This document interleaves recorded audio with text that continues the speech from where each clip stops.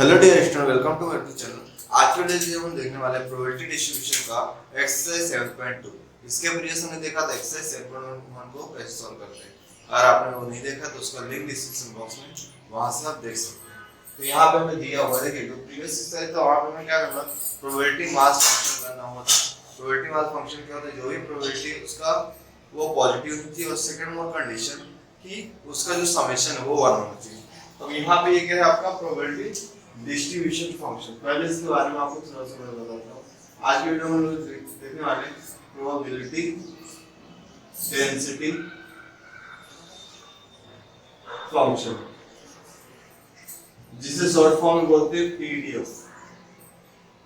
तो इसका जो पहला कंडीशन है, यहाँ पे भी क्या जो प्रोबेबिलिटी है फंक्शन की वो पॉजिटिव होनी चाहिए, और यहाँ पे सेकंड कंडीशन चेंज है, यहाँ माइनस इंफिनिटी टू इंफिनिटी इसको एक नेगेटिव वैल्यू रहेगी एक पॉजिटिव वैल्यू, या फिर ये स्मॉलेस्ट वैल्यू रहेगी और ये लार्जेस्ट वैल्यू रहेगी। जो इसका इंटीग्रेशन होता है ये ऑलवेज क्या होना चाहिए, इंटीग्रेशन आया मतलब यहाँ पे डीएक्स आएगा, इसका जो इंटीग्रेशन ये क्या होना चाहिए 1 होना चाहिए, जिसको हम बोलते हैं प्रोबेबिलिटी डेंसिटी फंक्शन। तो यहाँ पे हम प्रोबेबिलिटी डिस्ट्रीब्यूशन के फंक्शन को सम करने वाले हैं। तो यहाँ पहला ही क्वेश्चन है, verify which of the following is PDF. मतलब पहली बात तो ये पता होना चाहिए कि कोई फंक्शन है तो उसका हम कैसे चेक करेंगे कि वो प्रोबेबिलिटी डेंसिटी फंक्शन। यहाँ पे देखिए आरवी वर्ड लिखा है, आरवी का मतलब होता है रैंडम वेरिएबल। तो यहाँ पे हमें क्या दिया, जो भी आपको function the given function is fx equal to sin x, और जो sin x है उसका इंटरवल कहाँ पे 0 से लेकर के π/2 के बीच में। चलिए इसका हम लोग करते हैं। ये जो फंक्शन है यहाँ पे जो fx है वो क्या क्लियरली पॉजिटिव दिख रहा है, यहाँ पे जो fx है ये क्या पॉजिटिव फंक्शन है। इसके बाद हम लोग इसका इंटीग्रेशन करेंगे, integral of fx dx which is equals to, तो यहाँ पे लिमिट 0 से स्टार्ट हो रहा है और π/2 पे यहाँ पे फिनिश हो रहा है।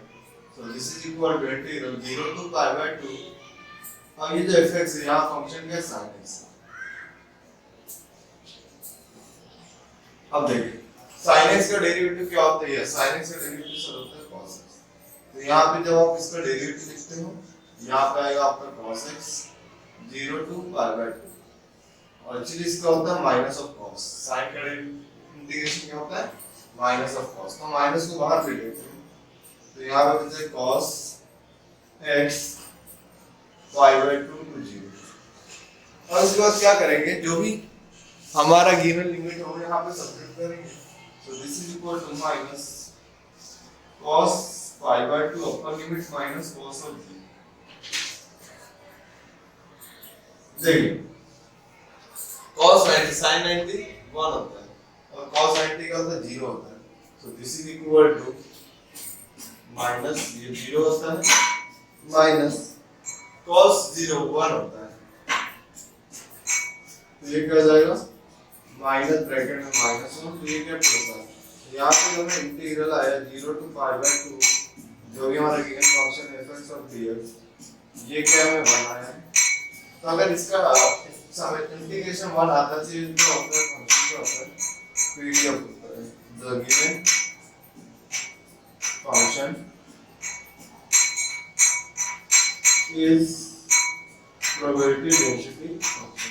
तो ये जो हमारा गिवन फंक्शन ये हमारा है पीडीएफ है। अब देखेंगे इसका सेकंड क्वेश्चन, अगर फंक्शन जो पीडीएफ है तो वहां पे k की वैल्यू कैसे फाइंड आउट करें, तो उससे रिलेटेड क्वेश्चन में हम देखेंगे।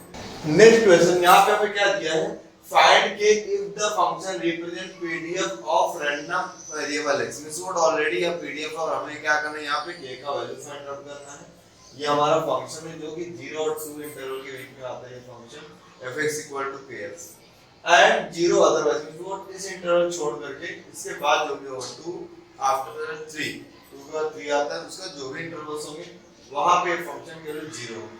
हम ये फाइंड आउट करेंगे प्रोबेबिलिटी फंक्शन है ये 1/4 और 3/2 के बीच में इसकी वैल्यू क्या होती है वो भी हमें कैलकुलेट करना है। तो चलिए ये क्वेश्चन को सॉल्व करते हैं। अब इसको सॉल्व करने के लिए सिंस अब यहाँ पे जो गिवन फंक्शन है द गिवन फंक्शन ये क्या है इस पीडीएफ है, मतलब प्रोबेबिलिटी डिस्ट्रीब्यूशन फंक्शन है। अगर ये प्रोबेबिलिटी डिस्ट्रीब्यूशन फंक्शन तो ऑब्वियस सी बात है कि पॉजिटिव होगा, डायरेक्ट हम इसका इंटीग्रल करेंगे। तो इंटीग्रल यहाँ पे इंटरवल क्या है 0 to 2 fx dx which is equals to 1। तो ये वाले सब्स्टिट्यूट करते हैं, यहाँ पे जो फंक्शन इसकी वैल्यू क्या है dx है, integral therefore 0 to 2 kx dx which is equals to 1। यहाँ पे k क्या है, एक है कांस्टेंट होता है, मतलब कोई नंबर्स होगा ना, राइट में भी डोंट होते, इसको क्या करें इंटीग्रल को पहले लिख लेंगे, तो k times integral of 0 to x dx which is equals to 1। यहाँ पे कुछ नहीं मतलब 1 है, इंटीग्रेशन में देखिए ऐसा फार्मूला होता है, यहाँ पे मैं फार्मूला लिख रहा हूँ integral of x raise to n dx। इसका फार्मूला क्या था, x raise to n plus 1 upon n plus 1 plus.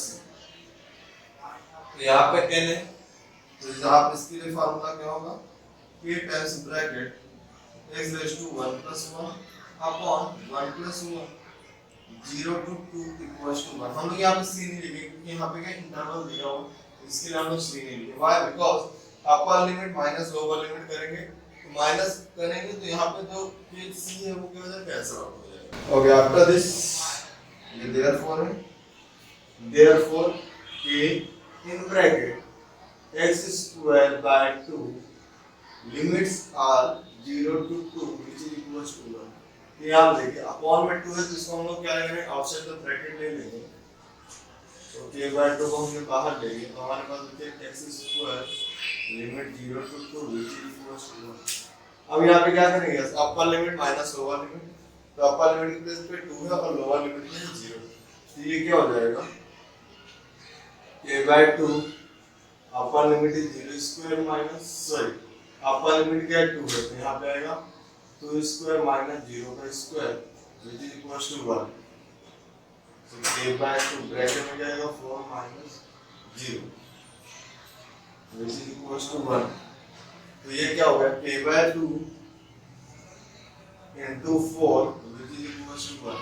ये डिवाइड करें 2 आएगा, तो यहाँ पे 2k equals to 1, तो value of k equal to 1/2। तो यहाँ पे हमें k का वैल्यू मिला है 1/2। अब इसके बाद हमें क्या करना है, k मिलने के बाद हमें ये फंक्शन फाइंड आउट करना है, तो यहाँ पे ये पार्ट मैं इरेज करता हूँ ताकि हम वहाँ पे वैल्यू सब्स्टिट्यूट कर सकें कि जो हमारा लिमिट है इसको हमें फाइंड आउट, तो यहाँ पे हमें ये फाइंड आउट करना है कि bracket 1/4 less than x less than 3/2 which is equals to integral lower limit क्या है 1/4, अपर लिमिट क्या है 3/2 fx एंड dx। तो हमारा गिवन फंक्शन क्या है, गिवन फंक्शन क्या है k टाइम्स x, यहाँ पे क्या है k times x, so this is equal to integral 1/4 to 1/3/2 kx और dx, but value of kx क्या हमारे पास 1/2, तो इस वैल्यू को हम यहाँ पे सब्स्टिट्यूट करेंगे, तो यहाँ पे सब्स्टिट्यूट करेंगे तो इंटीग्रल 1/4 3/2 1/2 ऑफ x dx। अब देखिए 1/2 कांस्टेंट है, तो इसको इंटीग्रल पे पहले लिखेंगे, तो this is equals to 1/2 integral of 1/4 to 3/2 of x dx। यहाँ पे क्या होगा, x रेज़ का फार्मूला अप्लाई होगा, तो चलिए अप्लाई करते हैं, so this is equal to 1/2 x raise to 1 plus 1 upon 1 plus 1 bracket close 1/4 limit नीचे और ये तो अपर लिमिट।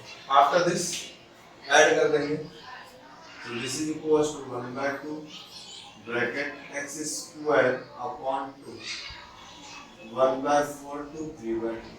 अब इसको बाहर ले लेंगे तो इससे मल्टीप्लाई होगा, ये होगा 1/4 bracket x square upper limit is 3/2 and this is 1/4।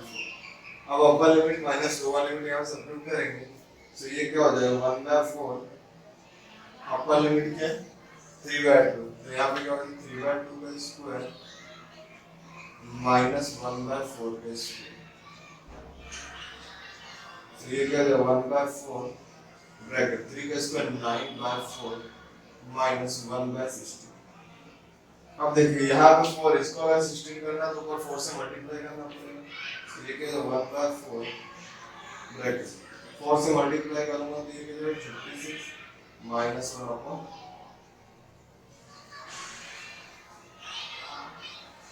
अब इसे सब्ट्रैक्ट करेंगे तो ये क्या हो 35 और अंदर मल्टीप्लाई करेंगे तो variable 1/4 into 35/60.